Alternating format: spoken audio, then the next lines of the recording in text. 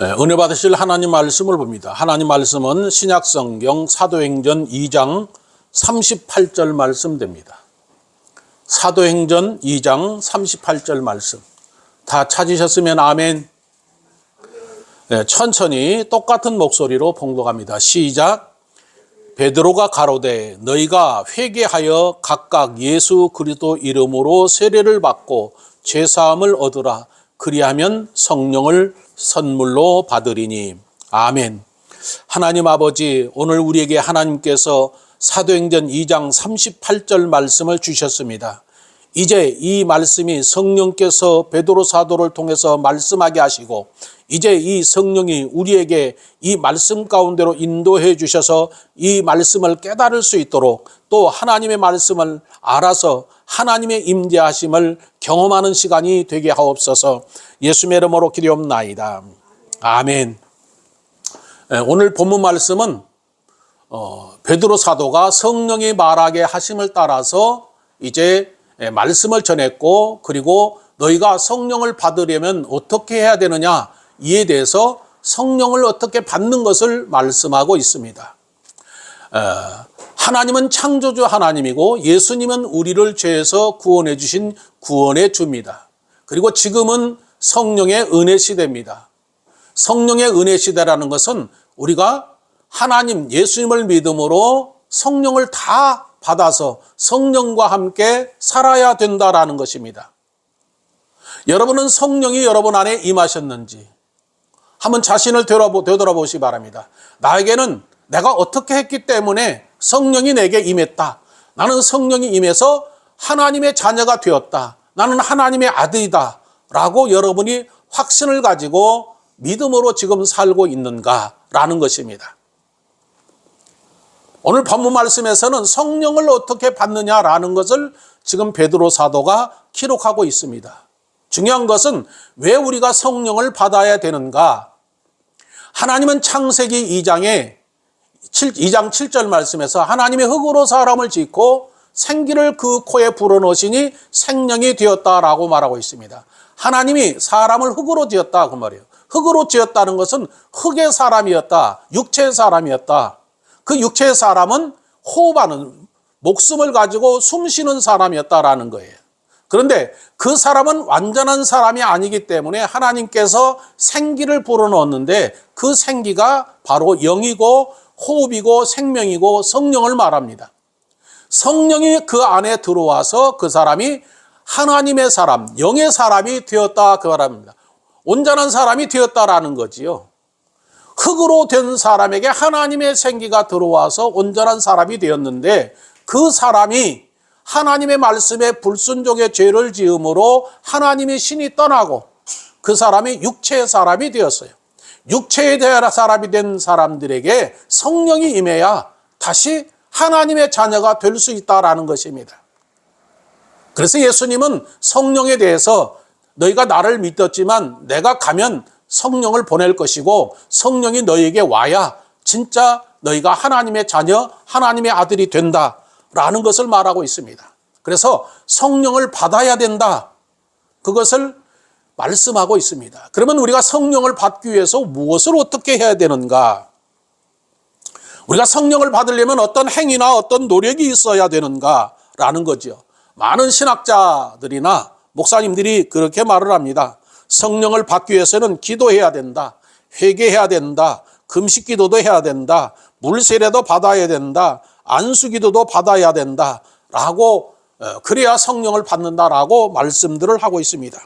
그리고 이에 대한 그 근본이 된 그 말씀들을 제시를 합니다. 사도행전 1장 1절로 4절에 성령이 임하는 그 과정을 말하면서 사도행전 8장 17절에서는 두 사도가 안수할 때 성령을 받았다. 그리고 사도행전 9장 17절에도 아나니아가 사울에게 안수할 때 성령이 임했다. 그리고 사도행전 10장 44절로 47절에 고넬로의 가정에서 베드로 사도가 말씀을 전할 때 말씀을 듣는 자들에게 성령이 임했다.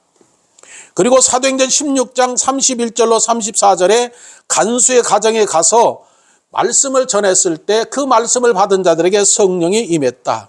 또 사도행전 19장 5절로 6절에 에베소 교회에 가서 예수님을 전하고 안수기도 했더니 그들이 성령을 받고 방언도 말하고 예언도 말을 했다. 이러면서 이 모든 구절들을 이제 성령이 임하는 과정들을 설명하고 있습니다. 그래서 성령을 받은 사람들이 하나님의 말씀을 전하거나 안수기도하거나 그렇게 했을 때 성령이 임했다라는 것을 말씀하고 있습니다. 그런데 이것은 성령의 받는 본질을 말하는 게 아니라 성령을 받은 사람들이 가서 하나님 말씀도 전하고 안수기도도 하고 예수님을 전하고 증거해서 그들이 믿을 때 성령이 임하는 것을 말하고 있습니다. 그런데 이제 진실로 성령이 어떻게 임했는가? 그것은 사도행전 1장 1절로 4절이죠.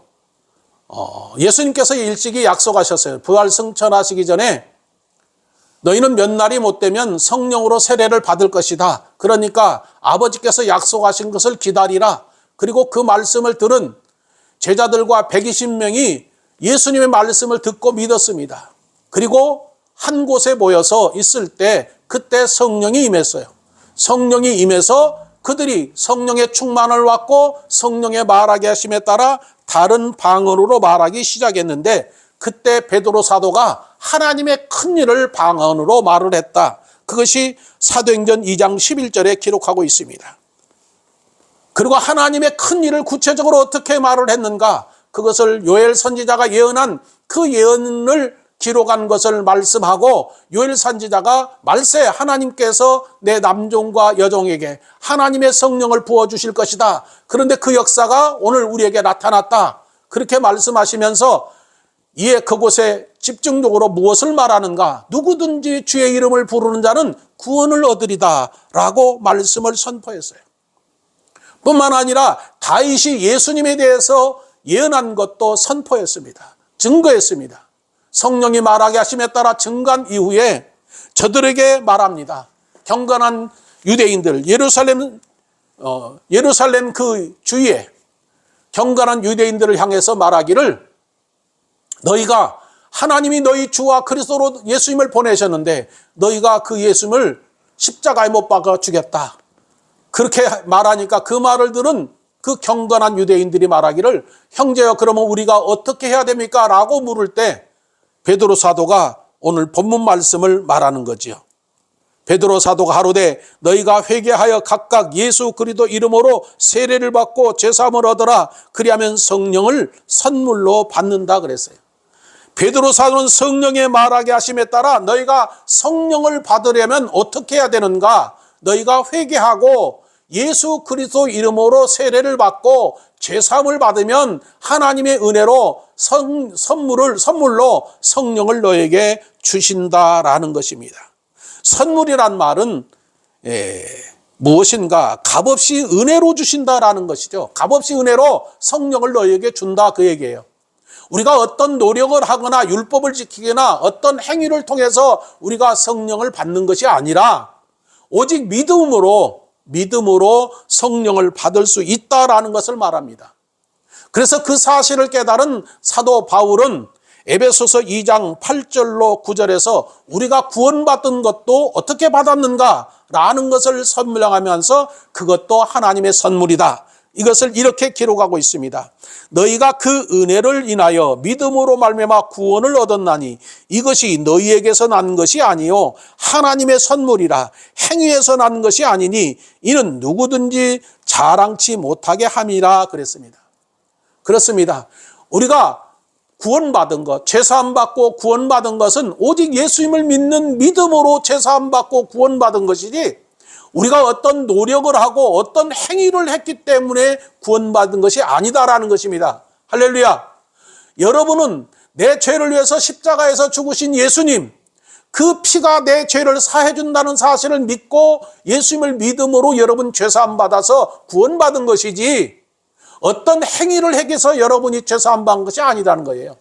여러분이 율법을 지킴으로 여러분이 죄사함 받으신 거 아니고 율법을 지켜서 구원받은 것이 아니라 오직 예수님이 내 죄를 위해서 십자가에서 죽으신 것을 마음의 믿음으로 인해서 구원받았다라는 것입니다. 마찬가지로 우리가 성령을 받는 것도 하나님의 은혜요, 하나님의 선물로 받을 수 있다라는 것을 말하는 것이 어떤 능력이나 노력에 의해서 받는 것이 아니다라는 것입니다. 그래서 바울은 갈라디아서 3장 2절로 5절에 그렇게 말합니다. 내가 너희에게 다만 이것을 알게 하노니 너희가 성령을 받은 것은 율법의 행위로냐 듣고 믿음으로냐, 너희가 이같이 어리석으냐, 성령으로 시작하였다가 이제는 육체로 마치겠느냐, 너희에게 성령을 주시고 너희 가운데 능력을 행하시는 일이 율법의 행위냐 듣고 믿음이냐, 그 말이에요. 우리가 믿음으로 구원받을 뿐만 아니라 믿음으로 성령을 받고 믿음으로 성령이 나에게 임하셔서 능력과 권능이 나타나는 것이지, 우리가 어떤 행위나 율법을 지켜서 구원받고 성령이 임하고 성령의 권능으로 귀신도 쫓아나고 병든 자를 고치는 것이 아니다. 오직 믿음으로 그렇다라는 것을 말하고 있습니다. 중요한 것은 베드로 사도가 이렇게 말하는 것은 지금 자기가 말하는 것이 아니라 성령이 자기에게 임하시고 성령의 말하게 하심을 따라 말하기를 시작했는데, 그 말하는 것이 바로 뭐냐? 오늘 본문 말씀이에요. 성령을 어떻게 받는가를 설명하고 있다라는 것입니다. 그렇다면 베드로 사도가 사도행전 2장 38절에 성령을 어떻게 받느냐라고 말을 했는데, 다시 한번 그 말씀을 봅니다. 사도행전 2장 38절, 베드로가 가로되 너희가 회개하여 각각 예수 그리스도 이름으로 세례를 받고 죄사함을 얻으라. 그리하면 성령을 선물로 받으리라 그랬어요. 사도 베드로가 성령의 말하게 하심을 따라 말을 했는데, 오늘 본문 말씀에서 가장 먼저 어떤 말을 기록하고 있습니까? 가로데란 말을 기록하고 있습니다. 가로데라란 말은 무엇을 말하는가? 바로 이 가로데란 말은 흐레오란 말인데 말하다라는 것입니다. 말하다, 선포하다라는 것인데 누구에 의해서 말하게 되었다라는 거예요. 무슨 얘기냐? 이게 가장 중요한 게 무엇이 중요한가? 내가 말을 하는가? 하나님이나 성령이 나에게 말씀하시게 해서 말씀을 전하고 있는가? 라는 것을 말하고 있다라는 거예요.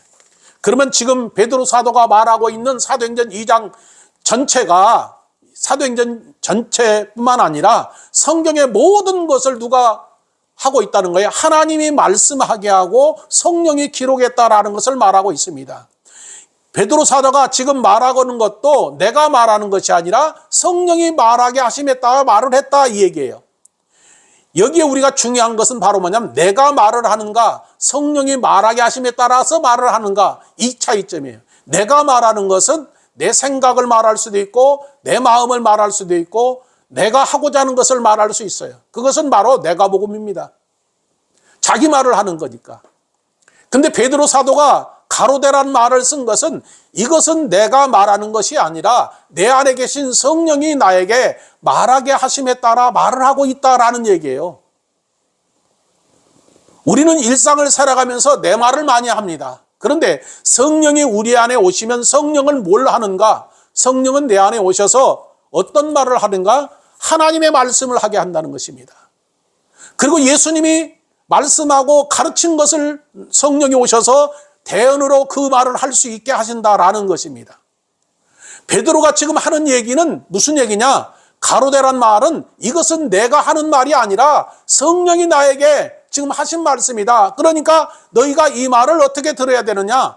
하나님의 말씀으로 들어야 된다라는 거지요. 하나님의 말씀으로 들을 때 그 말씀의 능력이 여러분에게 나타나는 거예요. 권능이 나타나는 거예요. 그래서 지금 베드로 사도가 하는 얘기가 너희가 내 말을 듣고 믿으면 어떤 이 역사가 일어나는 거예요? 성령이 임할 뿐만 아니라 예수님의 제자가 된다라는 뜻으로 말했다라는 거지요. 그리고 가장 먼저 베드로 사도가 말하기를 가로되 성령을 받으려면 어떻게 해야 되느냐? 그것을 설명하는데 뭐라고 말합니까? 가장 먼저 회개하라 그랬어요. 38절 가로되 너희가 회개하여 그랬어요. 회개하라 그 말이에요. 회개하라. 성령이 베드로 사도에게 임해서 그 성령이 말을 하게 했는데 베드로 사도를 통해서 성령이 뭐라고 말씀하고 있습니까? 회개하라 그렇게 말하고 있습니다. 신약 성경에 가장 먼저 회개하라는 단어를 사용한 사람이 누굴까요? 바로 그 사람은 세례 요한입니다. 마태복음 3장 2절에 보면 세례 요한이 광야에서 외치면서 가장 첫 번째 한 말이 바로 뭐냐? 회개하라, 천국이 가까웠다라고 말을 하고 있습니다. 예수님께서도 요단강에서 물세례를 받으시고 올라오실 때 성령이 임하고 성령과 함께 이제 사역을 하면서 가장 먼저 마태복음 4장 17절에서 회개하라, 천국이 가까웠다라고 말씀했습니다. 그런데 성령이 임한 베드로가 성령의 말하게 하심에 따라 오늘 본문 말씀에도 뭐라고 말하고 있습니까? 회개하라, 회개하라라고 말하고 있습니다. 그렇다면 회개라는 것이 무슨 뜻일까요? 여러분, 회개하십시오. 교회에서 많은 얘기합니다. 그러면 여러분 회개하라 말씀을 듣고 어떻게 합니까? 회개하라 그러면 여러분 어떻게 해요? 에? 회개하라 그러면 여러분 어떻게 합니까? 여러분이 지은 죄를 고백하는 거죠. 그죠? 하나님, 내가 이렇게 지은 죄를 고백합니다. 하나님, 이렇게 지은 죄를 용서해 주십시오. 그렇게 여러분이 고백합니다. 그게 원래 그 사전에도 보면 회개하라는 단어가 바로 무엇을 말하는가? 죄나 잘못된 것을 뉘우치고 마음을 고치는 것이 회개다. 바꿔야 된다는 거예요. 고쳐야 된다라는 거예요. 그런데 우리가 내가 죄를 짓고 잘못된 것을 고칠 수 있습니까? 용서받을 수 있습니까? 회개한다고 해서. 성경에서 회개란 말은 슈브란 말이고 메타노니아란 말인데 마음을 바꾸다, 삶을 바꾸다 여러 가지 얘기가 나 있습니다. 그런데 가장 중요한 것은 회개한다라는 것은 누구와 함께 하기 위해서는 돌아와야 된다라는 거예요. 무슨 얘기냐? 하나님과 함께 사는 삶을 살기 위해서 하나님을 떠났던 사람이 하나님과 함께 살기 위해서는 하나님께로 가장 먼저 돌아와야 된다는 거예요. 돌아오는 것이 회개예요. 돌아와서 뭘 해야 되느냐? 하나님 앞에 돌아와서 보니까 무엇이 죄인가를 발견하게 된다라는 거지요. 사람들은 자기가 지은 죄가 무엇이 죄인지 잘 모릅니다. 그리고 자기가 지은 죄에 대해서 알고 있는 것이 상식적으로 뭘 알고 있습니까? 일반적으로 우리가 지은 죄에 대해서 윤리와 도덕적인 것, 또 삶 속에 법을 어기는 것, 그것을 죄라고 생각합니다. 그렇죠. 윤리와 도덕적으로 또 국가에서 정해진 법에 의해서 죄를 지었다. 그러면은 그것이 죄다. 그렇게 말을 하는데 죄 짓고 내가 죄를 지었습니다라고 말하는 사람이 있습니까? 없습니다. 이 세상에서는 죄를 짓고 나서도 자기가 죄 짓지 않았다라고 대부분 변명을 하는 것이지 죄 졌다라고 말하는 사람이 없어요. 그리고 죄라고 인정이 된다라고 할지라도 법정에서 당신은 무슨 죄를 지었습니다. 그리고 감옥에 있든지 벌금을 내든지 그렇게 해서 그것으로 그냥 자기는 다 용서받았다라고 생각하는 거예요. 그런데 성경은 그렇게 했다고 해서 그 사람의 죄가 다 용서받지 못한다라는 것입니다. 우리가 알고 있는 죄는 일반적으로 윤리와 도덕적인 것, 또 세상의 법으로 나라의 법이든지 그것을 어겼을 때 그것을 그냥 죄다라고 말합니다. 그것이 죄다라고 생각을 해요. 그런데 그 죄는 용서받거나 그것을 없이 할 수 있는 것은 이 세상에는 아무것도 없습니다. 그 죄를 용서받을 수 없다는 것입니다. 그래서 세상 사람들이 죄가 무엇인지를 모르는데 그 죄가 무엇인지를 성경은 이렇게 기록하고 있습니다. 로마서 1장 18절로 32절에 하나님을 알되 그 하나님을 영화롭게 하지도 감사하지도 아니하고 스스로 지혜 있다 하여 썩어지지 아니하는 하나님의 영광을 버리고 썩어 없어질 사람과 금수의 버러지의 형상의 우상을 만들고 그것들을 창조보다 더 섬기더라. 그리고 그들이 하나님을 마음에 두기를 싫어하더라 그 말이에요. 사람들은 자기가 스스로 지혜 있다라고 자기가 잘나고 자기가 똑똑하고 자기가 최고다라고 생각하면서 하나님을 믿지 않는다는 것입니다. 하나님은 우리를 지었는데도 불구하고 뿐만 아니라 그들의 마음에는 하나님을 마음에 두기를 싫어한다는 거예요. 자기를 지은 하나님을 마음에 두기 싫어하니까 그들이 어떻게 짓는가? 이 세상에는 의인도 없고 깨끗한 자도 없고 하나도 없다 그 말입니다. 뿐만 아니라 그들이 사는 삶에 대해서 그들이 어떻게 사는가?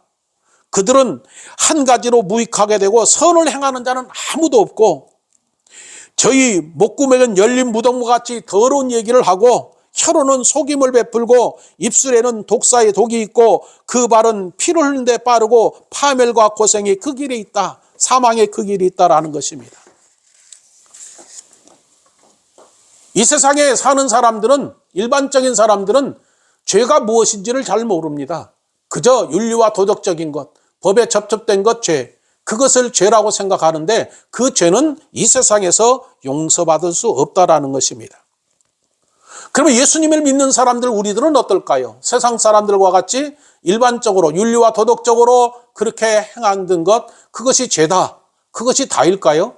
성경은 이렇게 말하고 있습니다. 예수님을 믿지 않는 것이 죄다. 예수님을 믿지 않는 것이, 예수님은 정의를 하시는 거예요. 무엇이 죄냐? 예수님을 믿지 않는 것이 죄다. 그렇게 정의를 하고 있습니다. 그러면 예수님을 믿지 않는 게 왜 죄일까요? 예수님은 우리를 죄에서 구원해서 영원한 생명을 주기 위해서 이 땅에 오셨다 그 말이에요. 왜 그럴까? 죄를 지으면 그 죄 삭스로 죽음에 이르기 때문에 죽은 자들을 예수님이 살리기 위해서 이 땅에 오셨는데 그 예수님을 믿지 않으니까 죽는다라는 거죠. 그래서 죄의 삭스는 사망이기 때문에 예수님을 믿지 않으면은 죄를 짓는 것이고 예수님을 믿지 않으니까 죽는다, 그 얘기하는 거예요.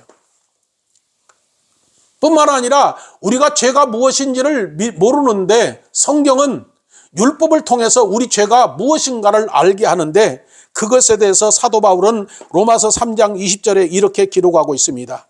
율법의 행위로는 그 앞에 의롭다 하심을 얻을 육체가 없나니 율법으로는 죄를 깨닫게 한다 그 말이에요. 율법이 뭘 깨닫게 하느냐? 예수님을 믿지 않는 게 죄다라는 걸 알게 해준다는 거예요. 율법이 하나님을 믿지 않는 것이 죄다라는 것을 알려준다라는 거지요. 율법이 없으면 죄가 무엇인지를 모른다는 거지요. 우리가 예수님을 믿어도 율법이 없으면 죄가 무엇인지 알 수 있습니까? 알 수 없어요. 그런데 율법의 10계명에 하나님을 섬겨야 된다, 예수님을 믿어야 된다, 그것을 가르치고 있다라는 거죠. 그 율법이 우리를 죄가 무엇인가를 알게 하는데 그 알게 해서 왜 그렇게 알게 해주는가? 그 율법으로 죄가 무엇인가를 알아야 그 죄가 용서받을 수 있기 때문에 그렇다는 것입니다. 그래서 갈라디아서 3장 21절로 22절에 믿음이 오기 전에는 우리가 율법 아래 매인 바 되고 계시될 믿음에 올 때까지 갇혔다가 율법이 우리를 그리스도로 인도하는 몽학선생이 되어 우리로 하여금 믿음으로 말미암아 의롭다 하심을 얻게 합니다. 율법이 우리로 하여금 죄가 무엇인가를 알게 하고 그리고 그 율법이 우리를 예수님께로 인도해서 예수님을 믿음으로 죄사함 받아서 의롭게 되게 한다라는 거지요. 그러니까 율법이 하는 일은 뭐예요?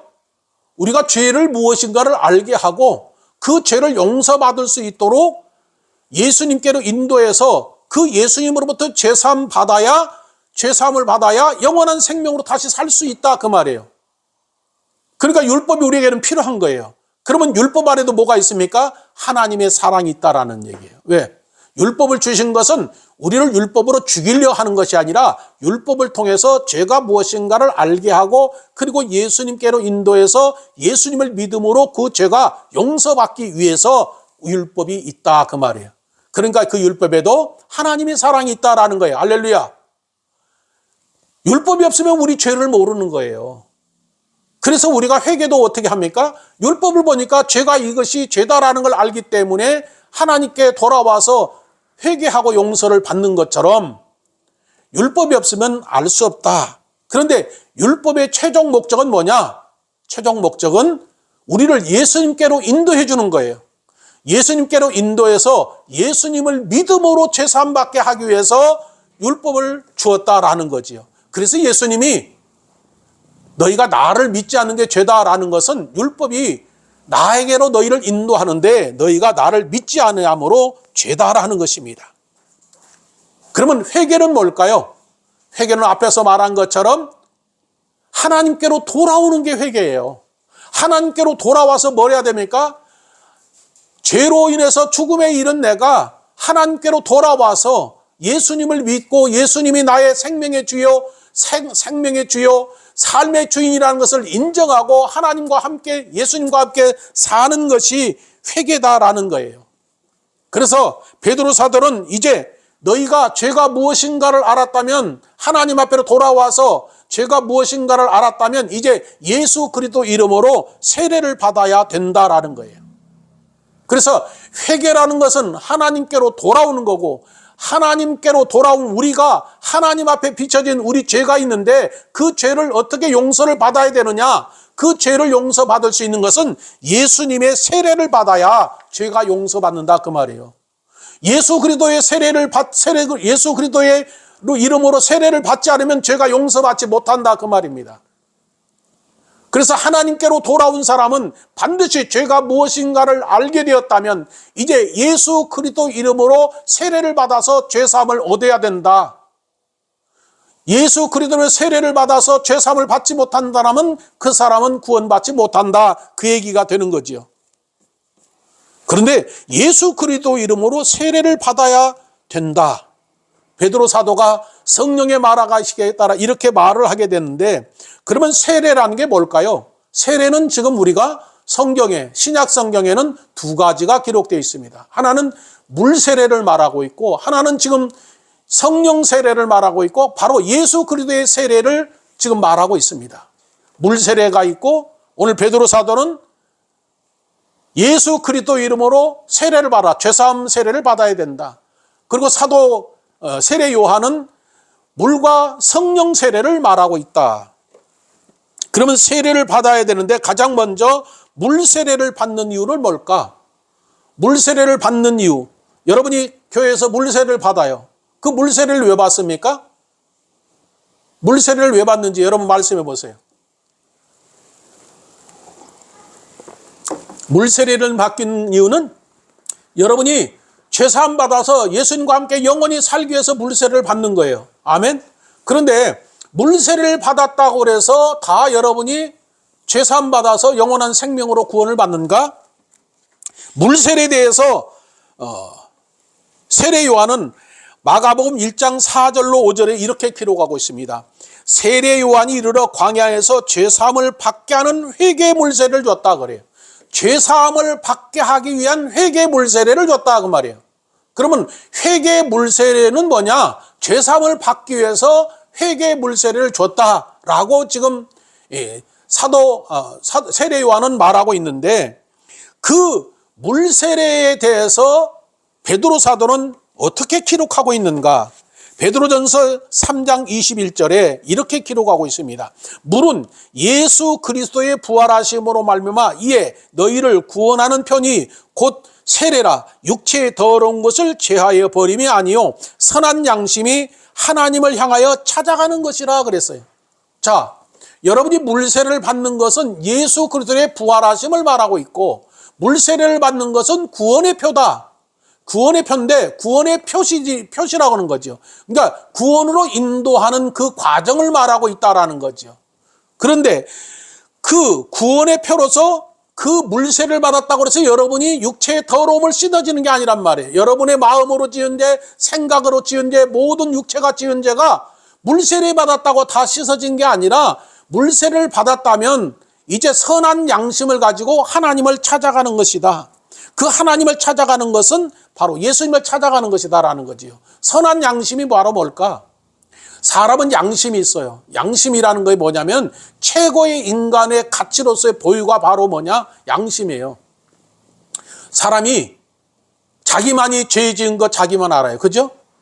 누구도 알 수 없어요. 여러분이 마음으로 지은데, 생각으로 지은데 우리가 알 수 있어요, 없어요? 근데 본인은 아는 거예요. 그것이 최고의 보유인 양심이란 말이에요. 그런데 사람은 그런 양심을 가지고 있는데 그 양심은 선한 양심이 아니다 그 말이에요. 그런데 선한 양심을 갖게 되는데 물세례를 받고 선한 양심을 갖게 되어서 하나님을 찾아간다라는 거죠. 그 얘기는 뭐냐? 내가 하나님께로 돌아와서 죄가 무엇인가를 알고 이제 하나님을 믿고자 하는 마음을 가지고 하나님을 찾아간다. 예수님을 찾아간다라는 거지요. 예수님을 찾아가는 이유는 뭘까? 죄사함을 받기 위해서 찾아가는 거죠. 그래서 선한 양심을 가지고 예수님을 찾아가서 어떻게 하는가? 예수님이 내 죄를 위해서 십자가에서 죽으시고 부활하신 예수님을 마음으로 믿게 하는 거예요. 그것이 선한 양심을 가지고 예수님을 찾아가서 믿음으로 죄사함 받고 구원받는다라는 것을 말하고 있습니다. 그래서 그것을 알게 된 사도 바울은 로마서 10장 10절에서 사람이 마음으로 믿어 의에 이르고 입으로 시인하여 구원에 이른다라고 말하고 있습니다. 믿음은 어떻게 생기는가? 하나님의 말씀을 듣고 그 말씀을 들음으로 믿음이 생기는데, 하나님의 말씀에 너희가 죄사함 받으려면 예수님을 믿어야 죄사함 받고 영원한 생명으로 구원받는다 라는 말씀을 듣고, 그 말씀을 듣고 믿음을 가지고 예수님을 믿을 때 그때 죄사함 받는다 라는 것을 말하고 있습니다. 그러니까 종합해 보면 죄인으로 살고 있는 우리가, 저주를 받아서 죽음에 이르게 된 우리가 회개했다라는 것은 하나님께로 돌아가는 것입니다. 하나님께로 돌아가서 하나님 앞에 비춰진 자기의 모습을 보니까 자기의 죄가 드러나는 거예요. 그것이 어디를 통해서 드러납니까? 율법을 통해서 보니까 자기 죄가 드러나는 거예요.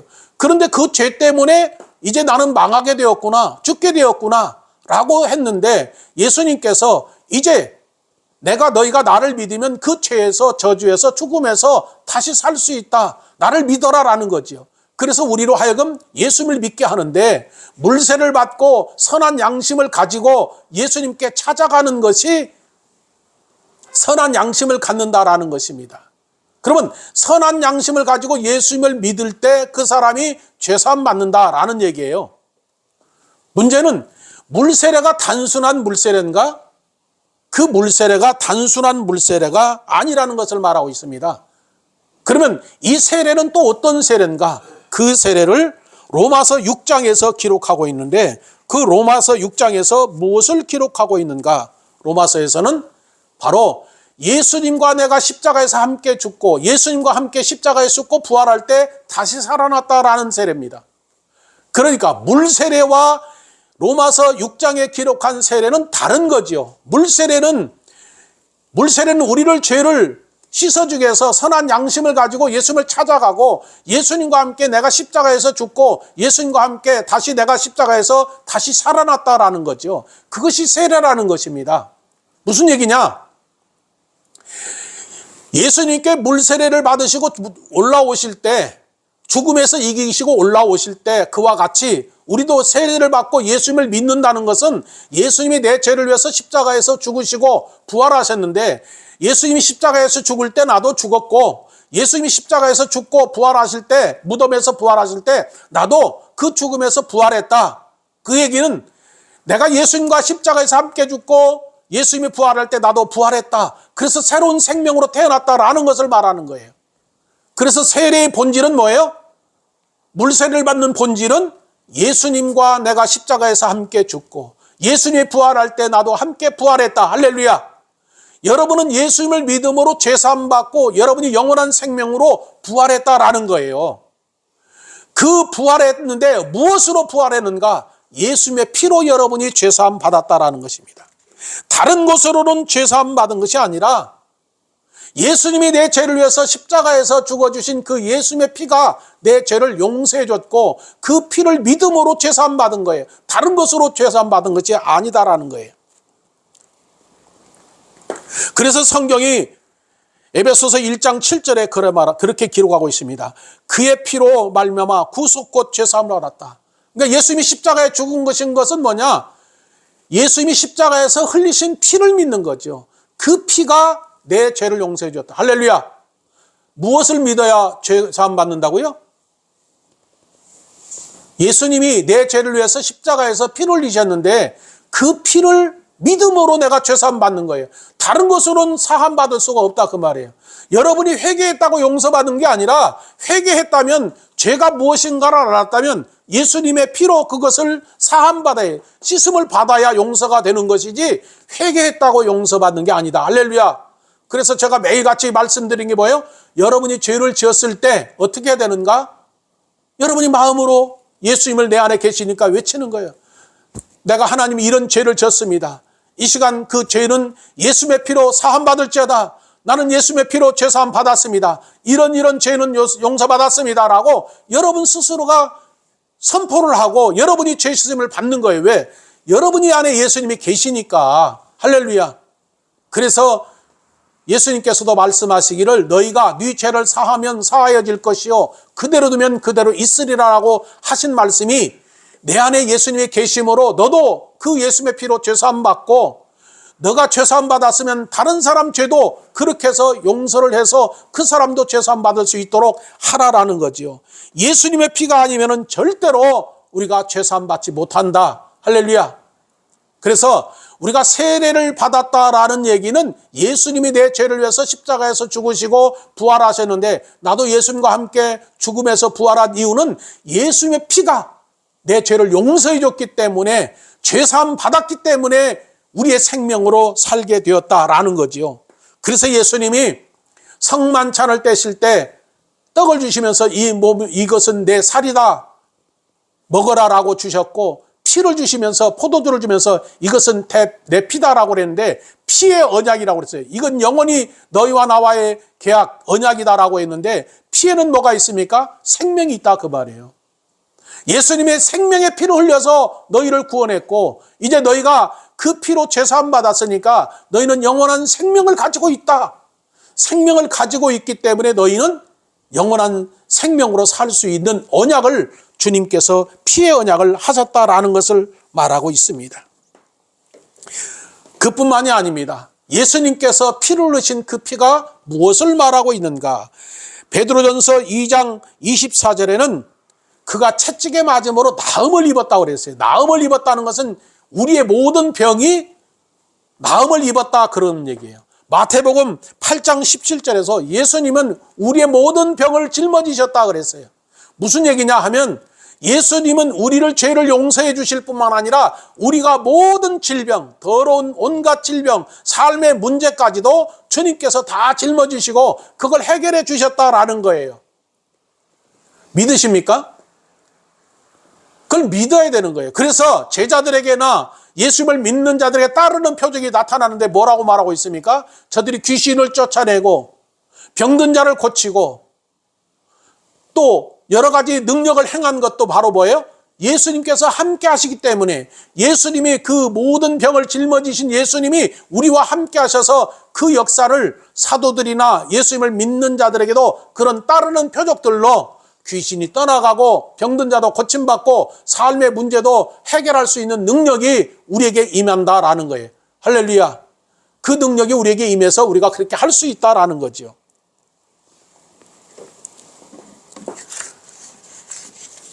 그래서 죄사함 받고 세례를 받은 사람, 그 사람에게 뭘 임한다는 거예요? 성령이 임한다라는 거예요. 그 사람에게 성령이 임한다. 회개하고 하나님께로 돌아와서 자기 죄가 무엇인가를 알고 이제 예수님께로 인도를 받아서 예수님이 내 죄를 위해서 십자가에서 죽으신 것을 알고 그 예수님을 믿음으로 구원받아서 하나님의 자녀가 될 뿐만 아니라 예수님과 함께 죽고 예수님과 함께 부활해서 영원한 생명을 가진 내가 이제 하나님의 자녀다. 하나님의 자녀란 증거로 바로 무엇이 임한다는 거예요? 성령이 임한다는 거예요. 할렐루야. 성령이 임해야 하나님의 자녀라는 것이죠. 성령이 임해야 예수님의 사람이라는 거예요. 그래서 로마서 8장 9절에도 그렇게 기록하고 있습니다. 그리스도의 영이 없으면 그리스도의 사람이 아니다. 무슨 얘기냐? 성령이 내 안에 없으면 예수님의 사람이 아니다라는 거예요. 반대로 성령이 내게 임했다면 예수님의 사람이란 증거가 내 안에 있다라는 것입니다. 그래서 그것을 모든 것을 깨달은 사도 바울은 갈라디아서 2장 20절에서 뭐라고 그랬죠? 갈라디아서 2장 20절 시작. 이제 내가 그리스도와 함께 십자가에 못 박혔. 시작. 내가 그리스도와 함께 십자가에 못 박혔느니 그런즉 이제는 내가 산 것이 아니요 오직 내 안에 그리스도께서 사신 것이라. 이제 내가 육체 가운데 사는 것은 나를 사랑하사 나를 위하여 자기 몸을 버리신 하나님의 아들을 믿는 믿음 안에서 사는 것이라. 아멘. 이것이 우리의 현주소예요. 예수님을 믿는 믿음으로 죄사함 받고 구원받아서 영원한 생명으로 예수님과 함께 사는 그 삶이 지금 우리의 삶이라는 거예요. 할렐루야. 여러분은 지금 예수님과 함께 살고 있는 거예요. 믿으십니까? 예수님이 내 안에 계시고 나도 예수님과 함께 사는 거예요. 그것이 믿음이다, 그 말입니다. 놀라운 것은 뭐라고 그래요? 그렇게 했을 때 우리가 회개하고 예수 그리스도의 이름으로 세례를 받고 죄사함을 받으면 성령을 선물로 주신다. 선물이라는 것이 바로 하나님의 은혜로 값없이 선물로 준다, 그 말이에요. 성령이 우리에게 임한 것도 값없이 하나님께서 선물로 주시는 것이고, 성령의 권능이 임해서 죽은 자를 살리고 복음을 전하고 이 모든 일을 하는 것도 성령이 우리에게 임하셔서 그 일을 할 수 있게 하신다라는 거죠. 그래서 예수님은 성령이 너에게 임하시면 어떤 역사가 나타나는가, 그것을 사도행전 1장 8절에서 그렇게 기록하고 있습니다. 오직 성령이 너에게 임하시면 너희가 권능을 받고 예루살렘과 온 유대와 사마리아 땅끝까지 이르러 내 증인이 되리라고 말하고 있습니다. 예수님은 이 말씀을 마지막 하시고 부활 승천하셨는데, 예수님께서 십자가에서 죽으시고 부활하시고 40일 동안 제자들과 함께 하시면서 마지막으로 너희가 성령을 받게 되면 어떻게 되는 것이라는 말씀하시고, 이제 그 제자들이 보는 가운데서 사도행전 1장 9절로 11절에 예수님은 하늘로 승천하셨어요. 그리고 이 약속의 말씀대로 제자들은 한 곳에 모여서 사도행전 1장 1절로 4절에 한 곳에 모여서 진실로 예수님의 약속의 말씀을 믿고 기다렸는데, 그때 성령이 임하고, 성령이 임해서 뭘 말하고 있습니까? 성령이 말하게 하심을 따라 하나님의 큰 일을 전했는데, 바로 예수님을 전하고 증거할 뿐만 아니라 어떻게 하면 너희가 성령을 받느냐, 이에 대해서 사도행전 2장 38절에 베드로가 그렇게 선포를 했어요. 너희가 회개하고 각각 예수 그리스도로 세례를 받아라. 그러면 죄사함을 얻을 것이다. 그러면 성령을 선물로 주실 것이다 라고 말씀으로 선포하니까, 그 약속의 말씀을 듣고 회개해서 예수 그리스도의 세례를 받고 죄사함을 받은 사람들이 무려 3,000명이나 되는데, 그 3,000명이 다 어떻게 됐습니까?